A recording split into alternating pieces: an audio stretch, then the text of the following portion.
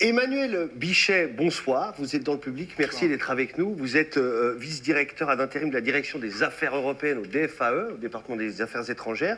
Vous avez participé aux négociations. On est en train de se demander si oui ou non il serait possible en 90 jours de bricoler un plan B. Comment vous les sentez, les Européens? Est-ce qu'il serait possible, selon vous, d'aboutir à quelque chose? Alors, comme l'a dit Madame la conseillère fédérale, il nous faut l'unanimité, il nous faut la Commission et chacun des 28 États membres. Alors, pour ce faire, il faut quand même un certain nombre de conditions qui, à mon avis, seront difficiles à remplir, comme l'a dit d'ailleurs Madame la conseillère fédérale. 3 points principaux de mon côté. Premièrement, la Commission européenne.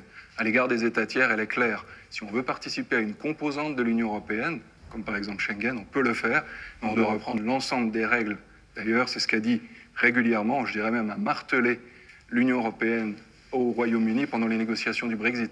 Deuxièmement, les États qui ont été frappés par le terrorisme au sein de l'Union européenne verrait certainement d'un mauvais œil le fait que la Suisse puisse rester dans Schengen sans reprendre cette directive qui vise justement à mieux contrôler ces armes dangereuses qui ont, pour certaines d'entre elles, été utilisées pendant les attentats. Puis troisièmement, la République tchèque a fait recours contre la directive devant la Cour de justice de l'Union européenne. On imagine là aussi assez mal la République tchèque accepter que la Suisse puisse rester dans Schengen sans reprendre l'ensemble des règles. D'ailleurs, nos préoccupations ont déjà été largement reprises par l'Union européenne. Donc la réponse est clairement non, si on accumule vos 3 points. Effectivement. Jean-François Ça, Rive, c'est une réponse de l'administration.